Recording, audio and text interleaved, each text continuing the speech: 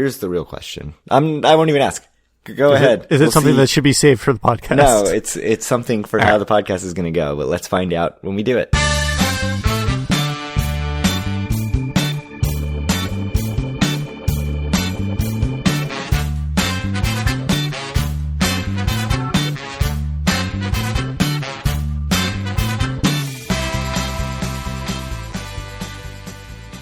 Howdy, it's Monday, May 22nd, 2023, and this is episode 202 of Due for a Win, the Atlantic City podcast. I'm Kyle Askin, joined as always by Craig Stone. What's good, Craig? That intro is good. Casino biz. It was something. I don't know how I felt about it. It felt very strange. I thought 100% for sure that you were just going to throw that casino biz in there. But it's gone. And casino biz. Damn it. We do have lots of revenue data to talk about today, but that's the thing everybody's waiting for. We can't spoil that. We'll see. It might get bumped to our special Patreons only podcast. Data podcast? Yeah. So, we have a new segment idea. To replace the history from longtime listener Tom L. His idea was something along the lines of the Marry F Kill game, but for AC related stuff. And if you don't know the Marry F Kill, you pick 3 people. One of them you have to marry, one of them you're just having a one-night stand with, and one of them you're killing, which seems harsh. But basically for Atlantic City, his idea was something you're doing every single trip, and you have to do it every single trip. Something you're going to do once more, and then you can never do it again, and something you will never do again. So basically one of us picks 3 things in some AC-related category. Mm-hmm. It needs a snappy name. Tom suggested something where the last of those 3 things is throwing it in the ocean. I thought about all in, check, or fold, but this is not a poker show. Indeed. So that makes no sense. Yeah, we'll have to think about it. Maybe we can get the listeners to brainstorm some ideas of what to call this segment. I think it's a good idea. I think it's something fun. It's something we don't need to do research about. We can just spout off our uninformed opinions. My very bland name is Always, Once More, Never Again, and that's not fun at all. So we need better names, people. I do like, by the way, that you always just lean into the explicit tag that we have, but not in this case. So that's good to know. We've been pretty unexplicit despite the explicit tags recently, I feel. Especially early in the show. I don't like to just be dropping F-bombs early in the show. All right. Well, so why don't you get us started? I see one written here. Why don't you talk us through the 3 choices and give us yours? Tom suggested not necessarily beer halls, but definitely like outdoor drinking venues. Tennessee Avenue Beer Hall, Beer Garden over by Tropicana, and the Yard at Bally's. So which one are you doing? Always, Once More, Never Again? So I have to say, it's quite clear which one of those 3, I think for both of us, is Never Again. I assume it's not going to be that controversial to say that that's going to be the Yard, but I'm curious to see what you say between the other 2 for the other 2 options. Yeah, I don't mind the Yard. I had a bad experience there once. It's totally fine. We've been twice, and for me, both times, it's been fine. I don't get mixed drinks though, so yeah. You know, when you get a PBR every time, they can't mess it up too much. I think the food was pretty solid when we went last time. Just order beer, absolutely. Well, I don't know. I got a cocktail the first time and it was good. Yeah. Just get it from that Russian lady that was there. She'll make you a good cocktail, not the guy who just had no idea what was going on. I mean, any cocktail that's got some sort of cream element to it. No, stay with the first one I got was like a spicy margarita. It's very safe. I don't think I would be terribly disappointed if we never did the Yard again. Right. Either of the other 2, I would be. Right. So the other question is, which one of the other 2, Beer Garden or Tennessee Avenue Beer Hall, would you be fine doing once more and then never doing it again? Are either of those okay to you? I've thought about this a little bit. I did pop in for a second and look at this afternoon and was thinking about it a bit. And I think I have some idea, but I'm not really... I'm still not 100%. My immediate reaction was Beer Garden every time, Tennessee Avenue Beer Hall once more. Because I think ranking my enjoyment of the 3, it's definitely Beer Garden, Tennessee Avenue Beer Hall, and then the Yard a distant third. And that was my gut feeling as well. But the problem is, I think the reliable atmosphere of Tennessee Avenue Beer Hall is better than Beer Garden. Because if the weather's bad, or if there's like a seagull horde... Just pecking your eyes out for those cheese curds. Then you've married... that. It's much more weather dependent than Tennessee Avenue Beer Hall. So that's the tough part. Because it's not as simple as like, well, I do like the beer garden better. I like the beer selection. Let's be honest with ourselves, Craig. If the weather is like actually crap, we're not going to the Tennessee Avenue Beer Hall either. That's true. We're not making that trek out there. No. And we're going to drive somewhere. We're going to drive to the Seed or something like that. Or Vagabond, or this new place that we'll talk about in a minute. Or one of our favorite dive bars, Chelsea Pub and Inn. We need to go back to Chelsea Pub and Inn, by the way. I hear that I have a room booked for June the 9th at the Tropicana. If you're in the Chelsea Tower, that is such a short walk to the Chelsea Pub and Inn. Even if you're not in the Chelsea Tower, it's still a pretty short walk. But the Chelsea Tower is so short. And it's worth it. I mean, the Chelsea Tower was gorgeous when I stayed there. That's a joke for anybody who thinks I'm serious. The Chelsea Tower was terrible. Yeah, don't say that. So do you have a final answer? I personally, and this is like, I know I differ on this quite a bit from, say, you and your brother, who I think kind of like the food at Tennessee Avenue Beer Hall. I think it's pretty mediocre. I know that you think it's good. But I think Tennessee Avenue Beer Hall gives you something that's like a little bit harder to replace in some ways than the beer garden. That's true. The thing that I like at beer garden is getting a liter of beer. And while I cannot do that right now anywhere else in Atlantic City, I feel like it shouldn't be impossible to get that somewhere else. That's a good point. Whereas like Tennessee Avenue Beer Hall, it is actually a pretty cool place to be. Sitting outside there is very pleasant. Maybe a little bit less pleasant than beer garden, but sitting inside is nice too, though. I don't know if I've ever actually sat inside there. I mean, I've walked in to go to the bathroom or whatever. I think I've been outside every time. It's very close for me. My gut feeling is that while I will probably go to the beer garden a lot more often over the next, X number of trips that I take to Atlantic City, I would feel like I'd lose something more if Tennessee Avenue Beer Hall happened not to be there than the beer garden. But they're both very good, and I would be very disappointed if either of them left. It's not that it's not there, it's that it's there and you can't go anymore. You went once and you can't It's not there as far as I'd be concerned in the confines of this game. I think in practice I end up at Tennessee Avenue Beer Hall more than beer garden. Yeah, but I don't know if that's true now. Like, historically it's been true, but I feel like in the last year we've been at beer garden quite a lot. I think I've got to go with always at beer garden. Beyond just the liter of beer, I think the beer list it's exactly what you wanted at beer garden. It is a very good beer garden beer list. And all the appetizer type food is really good. Like everything I've had there actually tasted really, really good. I personally don't care about the beer list at a place like Beer Garden because like if it had only one generic Pilsner that you can get a liter of beer of, like that would be totally fine for me because I'm not necessarily looking for a big beer list there. Whereas Tennessee Avenue Beer Hall does have an excellent beer list, and that is kind of what you want at a place like that, I think. Well, Tennessee Avenue Beer Hall sometimes has like just very sour and like hazy IPA heavy and doesn't have a lot of like other variety, I feel like. Whereas Beer Garden, like, yeah, it's very what you'd expect at a beer garden, like Hefeweizens and like German Pilsners and stuff. Which, I mean, the beer garden, I love all that beer. Is also open from like 4 p.m. to 7 p.m. during the summer months, and that's it. So yeah, there is that fact too. So that was my initial point about why I think it's hard to say always for beer garden, but I think I still have to be true to like which I like. Interesting. I think one never would have thought that you would have chose always for beer garden, and I would have chose always for Tennessee Avenue Beer Hall. Yeah, I was thinking we'd go the other way on that. I thought for sure that everyone would think I would choose always for beer garden, and you would choose it for Tennessee Avenue Beer Hall. But yeah, here we are.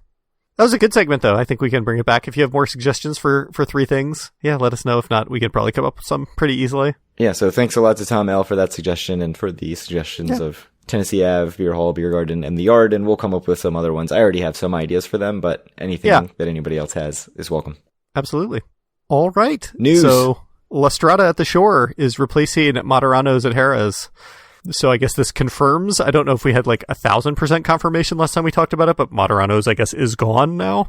More Turanos. Definitely close, yes. Right. Yeah, sorry, I left the R out of that spelling in the thing. It's Moderanos. You can't do that to me. Sorry. I'm like... Ron Burgundy. Exactly. So anyway, La Strada at the Shore is a Reno-based Italian stable. It's in the El Dorado in Reno. 4 stars on Yelp, which is like pretty good as far as Yelp goes. Except if something gets 3.5 stars, you're like, ooh, that's terrible. Can't go there. Really? Have you ever seen the short video clip about Asian food? You want to go to the place that has 3.5 stars? That's the best food. I haven't. No, I'll have to look at that later. It's very good. I'll try to send it to you. Because it means they're like openly rude to you, but the food is good. Oh, that sounds great. Yeah. Yeah, and I don't know. Any thoughts? Let's start at the Shore. I did look at the menu a little bit before the podcast. It seems like a menu of an Italian restaurant. Yeah, it's like a nice-ish Italian restaurant. And some of the comments in, I think, the Everything AC group were saying like, ooh, it looks kind of expensive, but it doesn't look any more expensive than any other place in AC to me. Yeah, no, it seems totally normal to me. I would think it's probably no more expensive, if not just cheaper, than Morderano's. So, but I don't actually know because I never went. I expect that that's probably true. It is funny. I mean, it's obviously sort of an El Dorado. El Dorado bought Caesars. It's obviously like sort of a house brand for them, I guess. Mm-hmm. So it'll be interesting to see how it does from that standpoint. But what a shock, by the way. Can't believe they're bringing in a house brand to replace some not house brand. It is well reviewed. My main takeaway is that I really want to go to Reno. Because anytime I see anything about the row, I'm like, that looks amazing. I've never been to Reno, and I've been in Carson City, which is like literally 10 minutes away. So unbelievable. Been in Tahoe, been in Carson City, not been into Reno. I was under 21, and I remember thinking, like, this all looks amazing, but I can't do any of it. And then we went to see a movie at the movie theater. So. Then you went to the brothel. I mean, how could I not? I think I was 18 years old. I don't know. I don't actually know if it's fine or not. I don't know what the law is, but. So there's other news, which is, speaking of, well, not a brothel, but a swingers club. There used to be a swingers club out on Atlantic Avenue between Providence and Boston. Uh-huh. I don't know if we talked about that when it opened. It definitely rings a bell. We've definitely talked about it in the past. I know I've mentioned on the podcast that there used to be advertisements for it when you were driving in on the AC Expressway. And I always thought it was just the greatest thing that there were just advertisements for the swingers club. But there's been talk for I feel like at least a year that something is going in that space. And finally, the Good Dog Bar opened last week. There's also one in Philadelphia.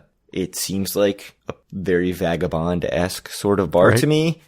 That you can take your dog to. I guess. I don't know. I think you actually can. I was reading about it. Do you want to go with your dog? Yeah, I'd go. Seems fine. I feel like Atlantic City needs more of these kinds of bars. Yeah. What bar like this haven't we liked in Atlantic City? Like, basically none, right? Because they're all good. I'm sure this one's good. It's a little bit out of the way. Like, it's out from Atlantic Club. It is not that close. If you're staying at Trop, though, it's probably pretty walkable. I mean, it's out on Atlantic. It's only 2 blocks out from the boardwalk. But it is down at Atlantic Club, which is kind of in no man's land. It's very close to Knife and Fork, so you could go eat a big steak at Knife and Fork and then just go get drunk at Good Dog Bar. Yeah, like I said, if you're at Trop, I think it's probably fairly convenient. Otherwise, it's probably not all that convenient unless you're driving, which is more of a headache. Or taking an Uber, which I guess is fine. So add it to the list of places that I say I really want to go to that I'll never actually make it to. I'll go to it. What about this next thing? I don't really have a lot of information about it. I can read what you've written, though. So AC casinos are being sued for price fixing. The complaint alleges that the corporate defendants and their respective hotels, including Harrah's Atlantic City, Bally's Atlantic City, and Borgata, used Sendin's platform to set room rates higher than they otherwise would have been able to in a competitive market. Do you know if this is from the time when Bally's was a CED property? Because let me tell you, I wouldn't be all that surprised if Caesars and MGM were doing something sort of anti-competitive. But yeah, I mean, so it's just came out. It's a proposed class action suit, so I don't even know how far along. Oh yeah, in the process. You know who would be in the defendant class? Us, or the plaintiffs. I mean, we'd be getting like $12.50 back. It'd be awesome. It would be great. Except all our rooms, for the most part, have been comped. But look, we have surely paid to stay in these places. Yeah, so basically most of the hotels in Atlantic City are defendants in this case.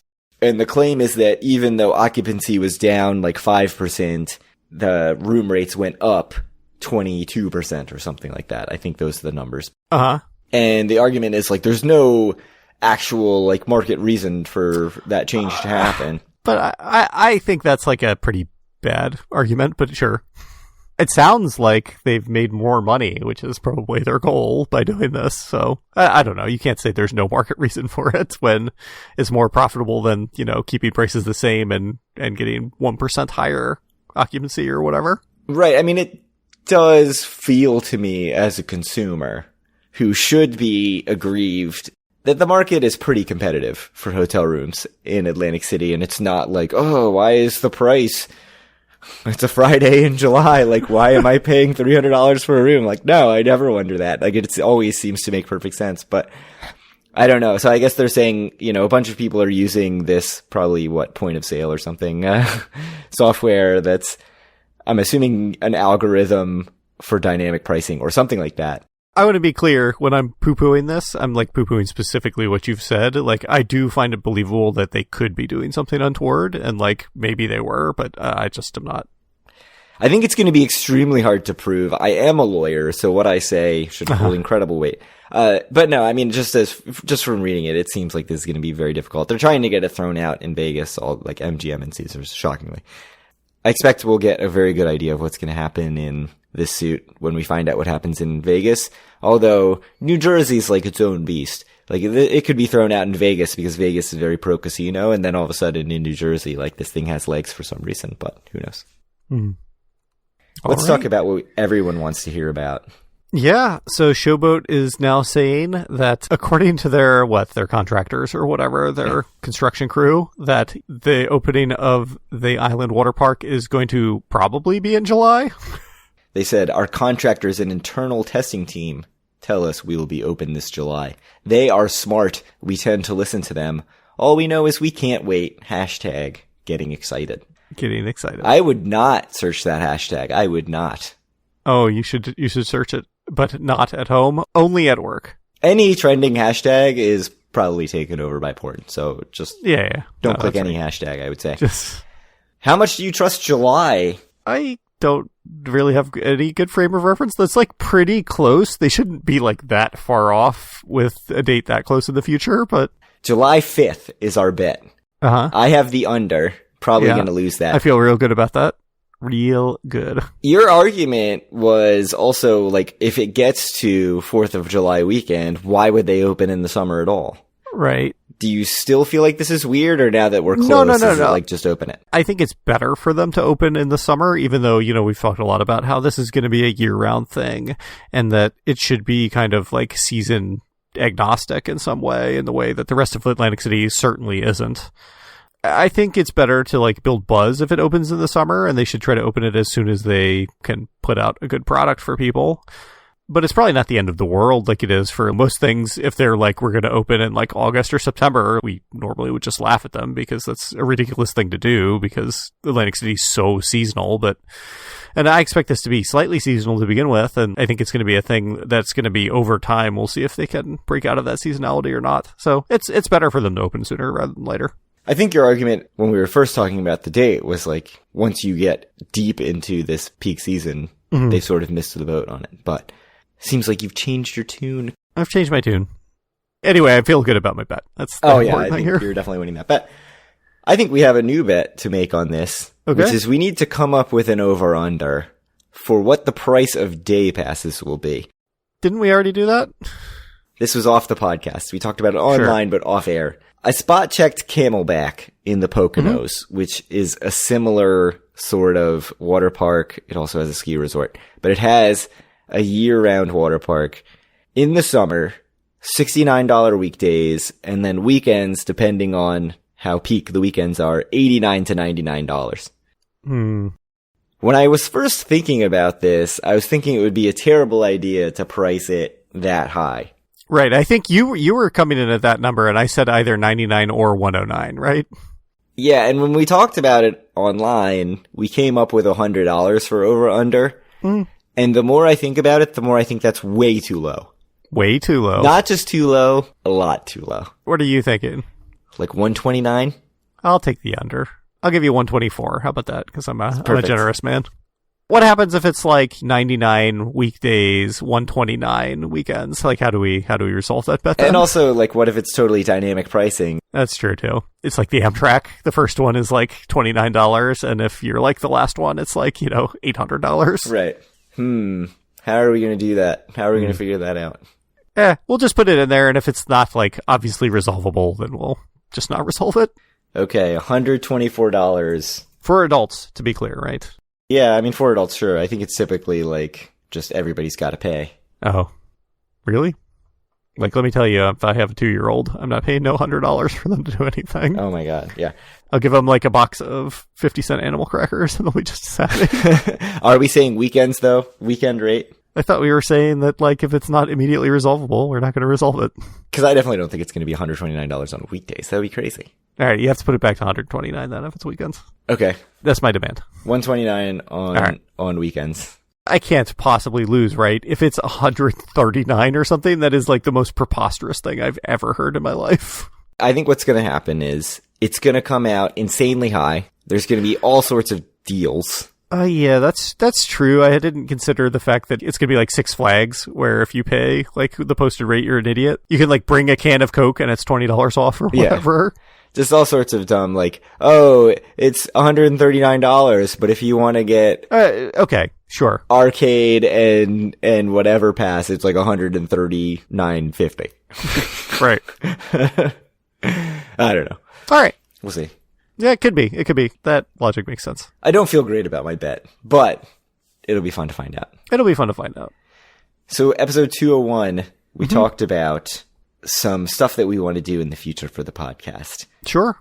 In-person episodes, meetups, guests, all that stuff. I have a couple of thoughts. I don't know if you have any follow-up thoughts about that episode. I'm assuming you've listened to it since then. Yes, if you were curious, like you personally, I don't know if we talk about it. I do listen to every episode, so. Good to know. That's how I know that you also thought that Say Anything song was the worst song you've ever heard in your life. Because you didn't hear it before I put it into the episode. Yes, you never would have known about it. Yes. No, I listen to every episode. So, we talked about in-person episodes. The more I think about it, the more I wanted to do in-person episodes.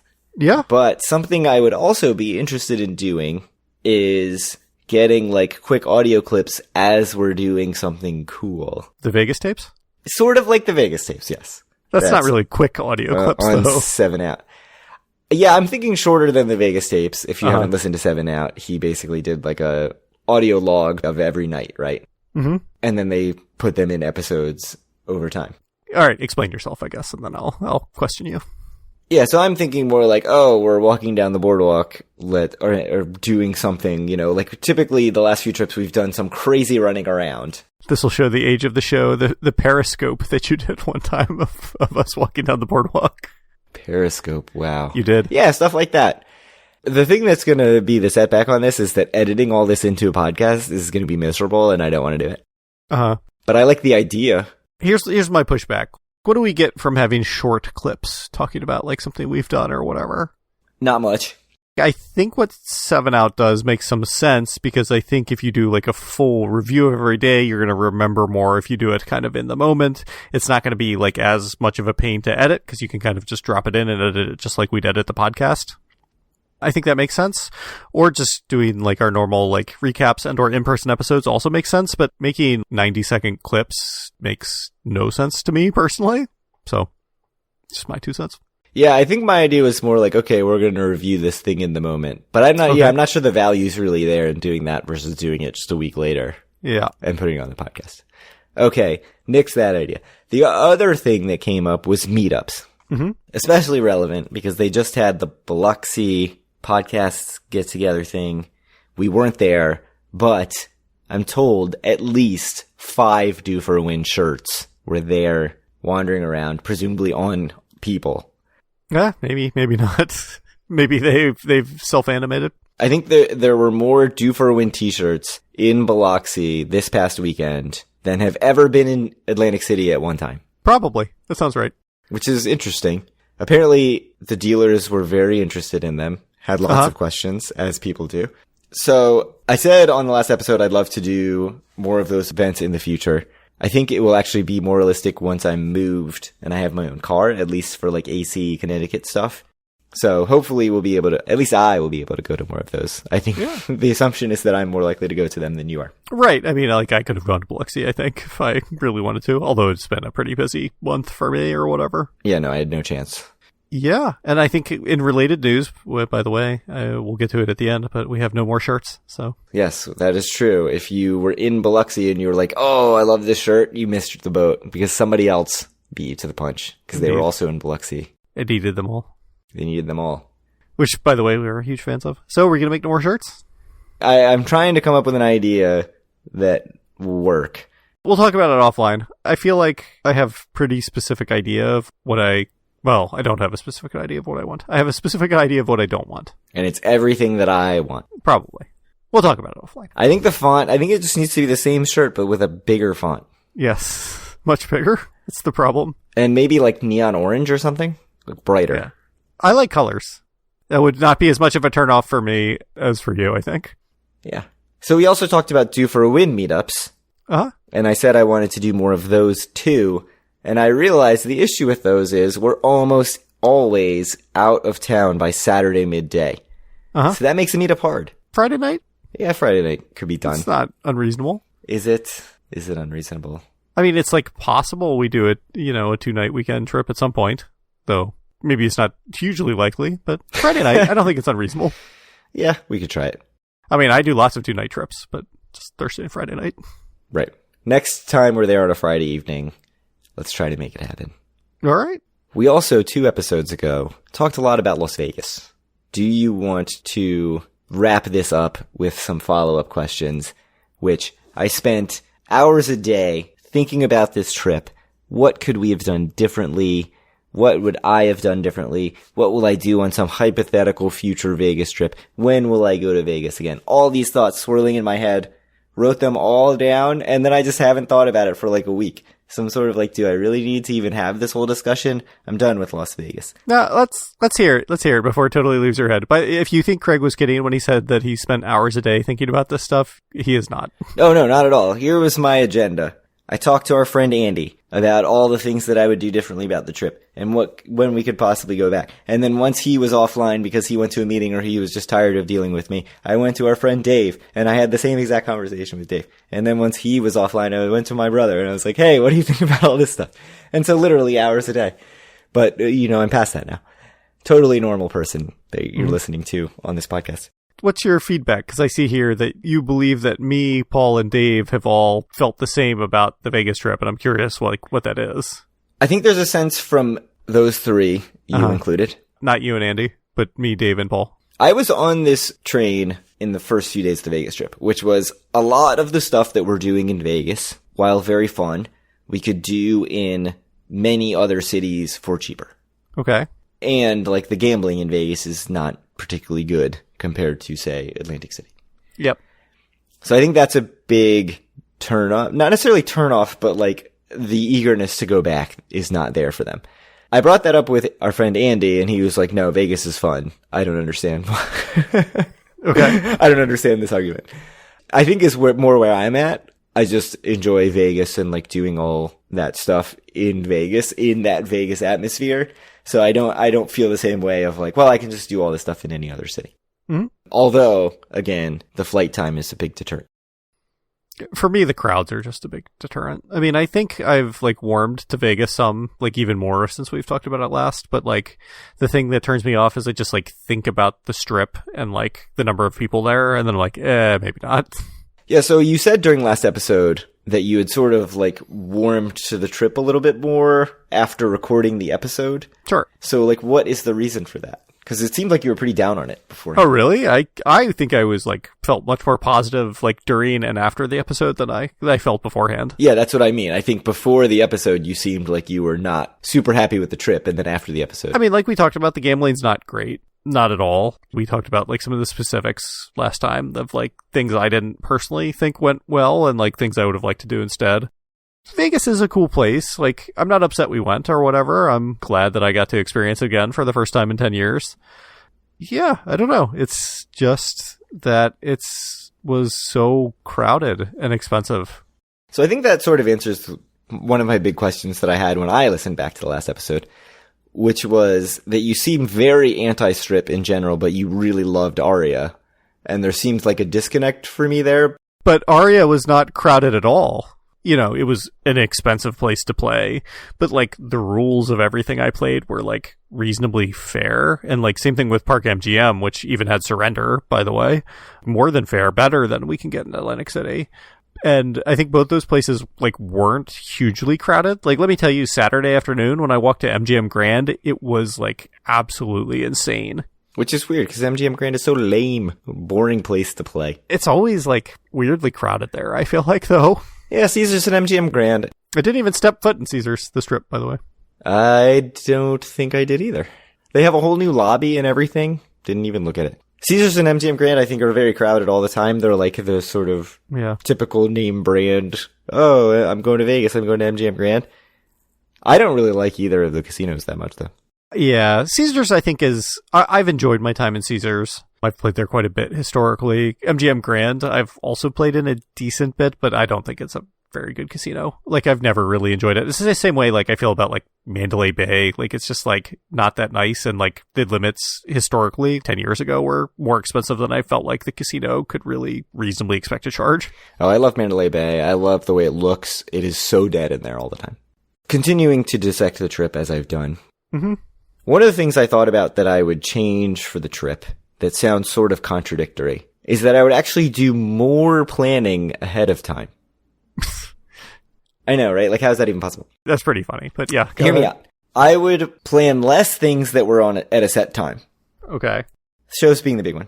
Yeah, okay, so you just wouldn't do any shows, or? I would do one instead of two, I think. Okay. But the bigger thing I would change is having a better idea of what everyone's priority is and saying, like, okay, it seems like a bunch of people want to go downtown. Uh-huh. This is when we're all going to go downtown. It seems like a bunch of people want to go to Resorts World. This is when we're going to go to Resorts World.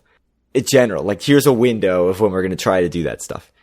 Because instead, we had 10 people, and then it was somebody hitting up the group text like, oh, hey, I'm walking to Resorts World right now.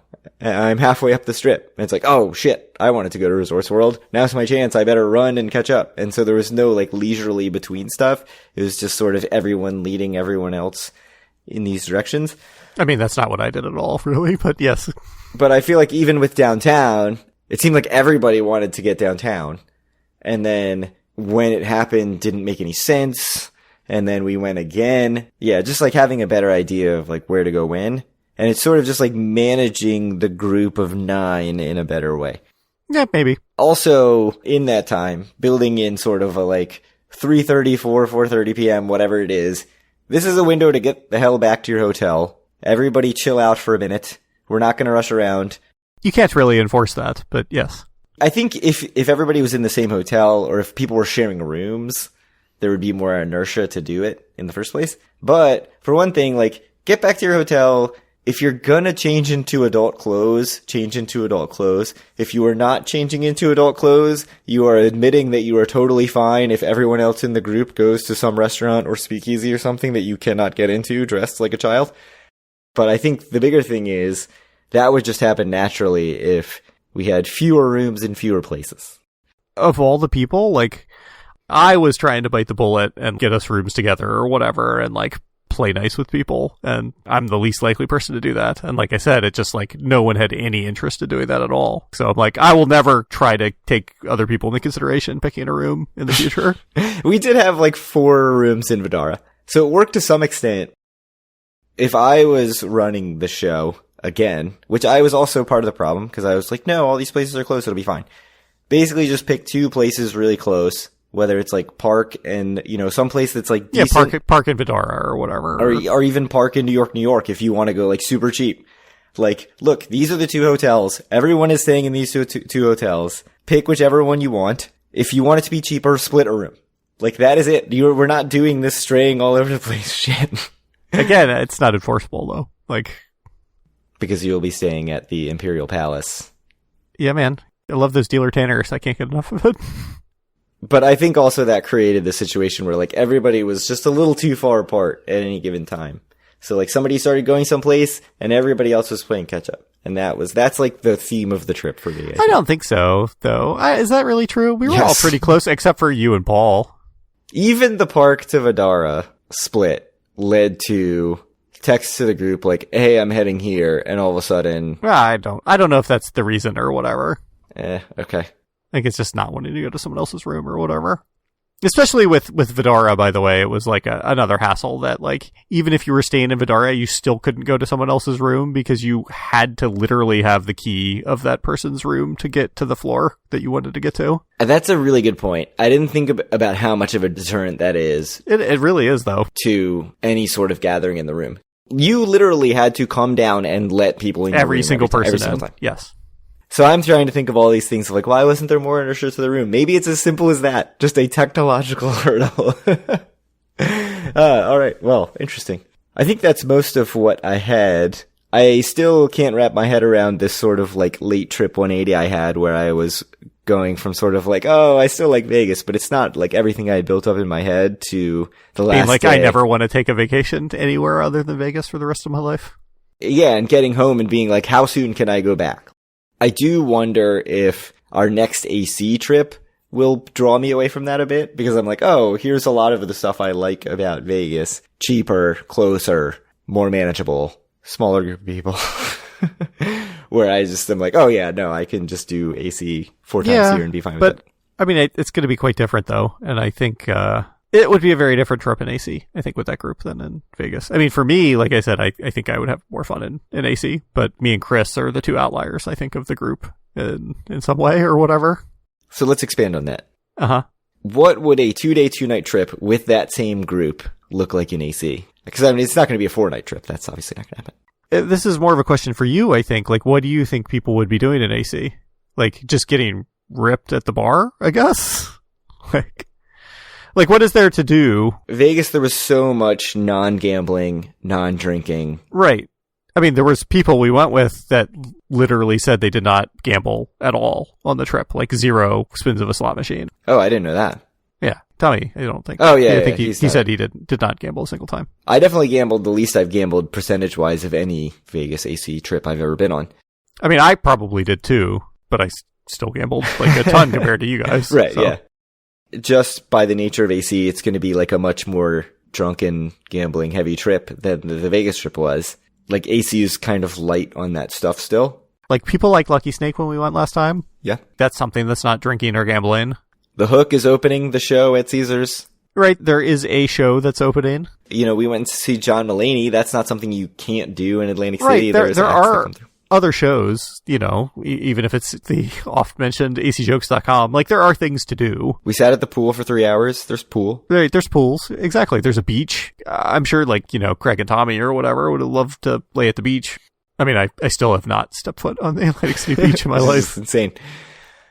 Like, thinking about doing a trip in AC and trying to make it less gambling heavy and doing more of this other stuff like pool, Lucky Snake show, Docks as a group, or going to Amada, or going to Beer Garden as a big group, or doing Little Water this Eve. That sounds super fun. All of this sounds awesome. Yeah. I mean, dive bar, go to Tony's Baltimore Grill, go to... Yeah, man. Go to Chelsea Pub.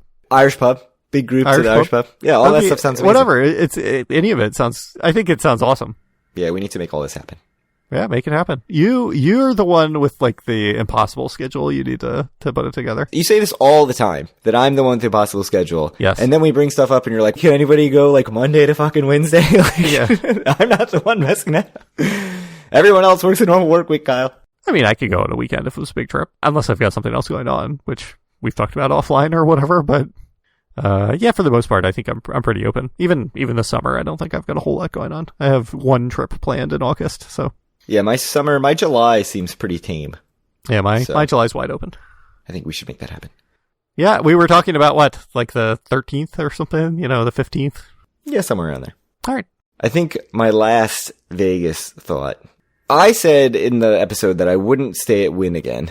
And I don't think I need to stay at Wynn again. Uh-huh. But the more I'm sort of separated from it, the more I see the benefits. Like, the downside was that I was separated from the whole group. But... like, it's obviously very nice. If you can do the win slots option, it's shockingly reasonably priced. Mm-hmm. If your time is worth nothing, which, you know, as we've established, mine is not. It's close to Resorts World, which is a nice place to go play. It's very quick to get to downtown Arts District. It's easier to get downtown than it is from other parts of the strip because you don't have to get up the strip. Although I guess you just go out. But the downside is obviously, like, no one else is playing win slots and getting these rooms. Everybody else would have to pay insane amounts or be staying at Resorts World. So as much as I'm like, everybody needs to stay which everyone would stay at Resorts World, I think, and be perfectly happy, by the way. So that's true. I don't know if you've deemed that too far. From Wynn to Resorts World is extremely close. I think it's farther than Vidara to Park MGM. I don't know. I did the walk multiple times, and it was gotta pretty cross quick. That street, man. There's not even a walkway. Oh, like an elevated walkway? You actually literally have to cross the street, like some sort of plebeian. That's a good point. Because I did it as well. I think the next trip, we figured it out. Resorts World for the fancy people. Stratosphere for the cheap people. Oh, Circus. Even better. I don't even have a room. I'm just going to be in the slots a million all night. It's lots of fun. So anyways, the moral of the story is that I'm back to spinning win slots all the time. Oh, you're back in. Yeah. Because I was like, why wouldn't I just have the max? It caps you at 25,000 gems. Which, by the way, like, one of the levels in Win Slots is to unlock 3 nights of rooms at Encore. Mm-hmm. I don't think you can even get 3 nights of Encore for 25,000 gems. So if it's capping you at 25,000 gems, this is just a fake reward. I mean, maybe you could get, like, Monday, Tuesday, Wednesday. Yeah.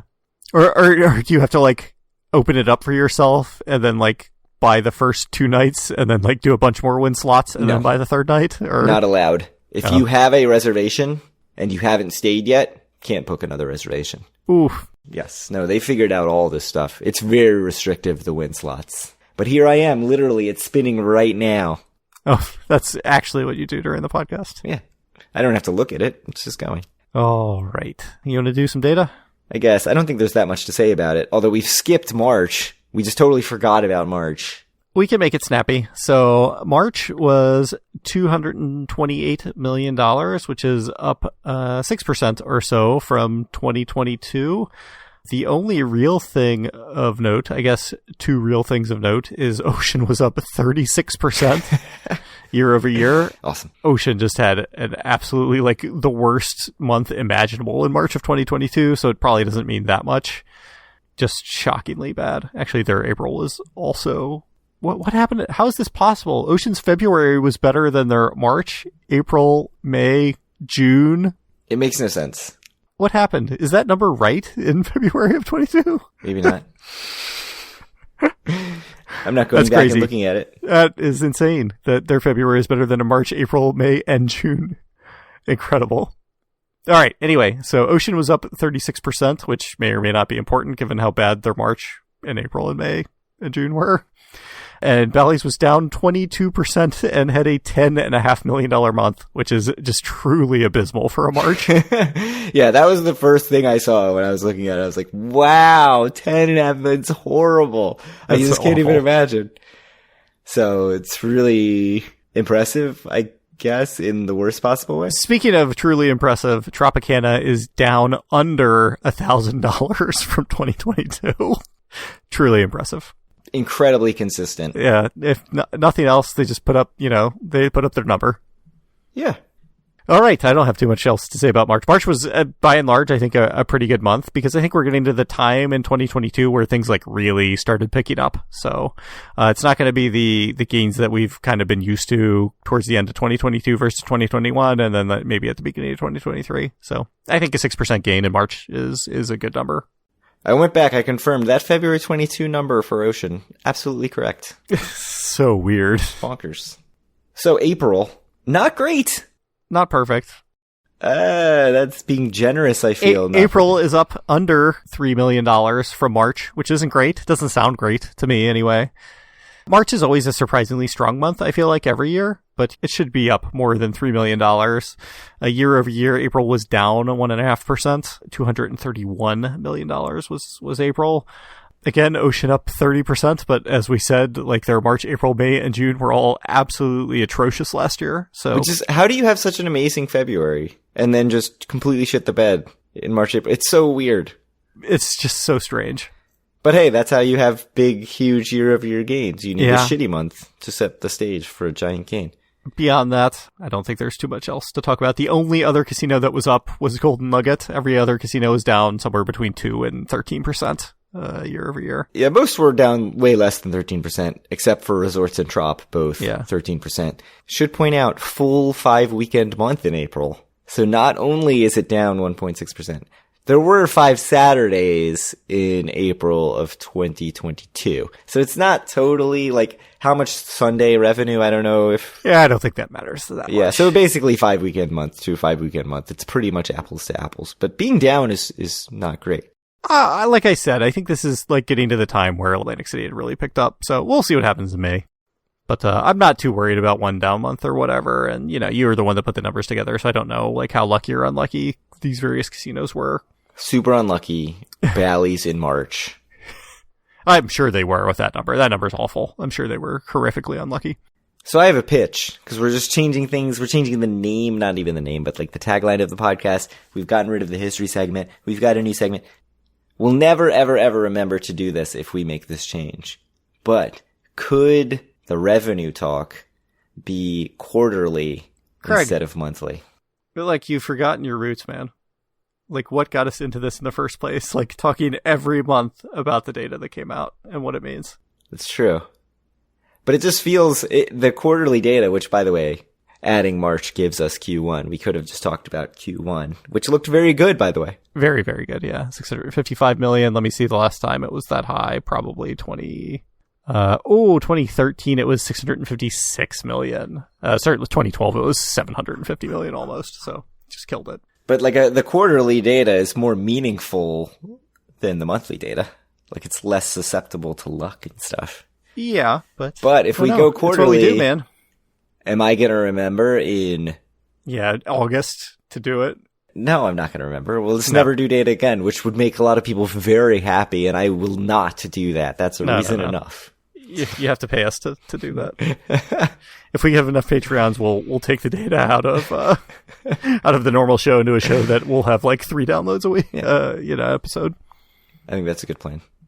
Yeah. So we're holding the data talk for ransom, or like whatever the opposite. It's like reverse ransom. I legitimately think that we should talk about the data every month when it comes out. Okay, I'm fine with that. That's how we, got into Atlantic City to begin with, I think, and that's what we should keep doing. Okay, stick with it. Yeah, stick with it. Status quo, what everybody wants in their lives. Uh-huh. Is there anything else to talk about? That's it. We'll save the walk talk for next time. Save something. Beyond that, if you want to reach out to us or any of our other listeners, you can, for now, do so at our Facebook group, facebook.com/group/doforawin. Find all of our great content, but not buy a shirt at doforawin.com until Craig at least replenishes the stock with a new design. Reach out to Craig on Twitter at doforwin or me at Kyle Laskin, and send Craig questions via email to doforwin@gmail.com. How's our inbox? I've got a lot of unread stuff, I have to say. Oof. Killing me. It hurts. It's painful. I see it on my phone now, and I'm like, oh, look at all those unreads. Gotta read it, man. That's your job for next episode. Well, episode 201 drew a lot of comments about things that we should do for the future of the podcast. Yeah. And I'm thinking about them. I mean, we've enacted one in this episode from Tom L. It was good. But I'm not responding to any of them. Okay. Because if you should know anything about me, it's that I'm going to think about it for a very, very long time before I make a decision. Yeah. Perfect. All right. Any last words? No.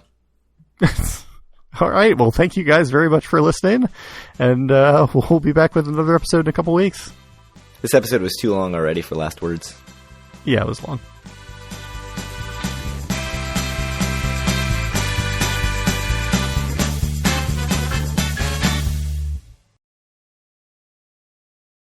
So, should I cancel my room at Trop on the 9th? Is that just not a thing that's happening? No, there's no way I can go. Okay, I'll cancel. Ah, damn it. That means I need to go to Caesars in like the next, or Horseshoe probably in the next 2 weeks, or I will lose $300 of comps.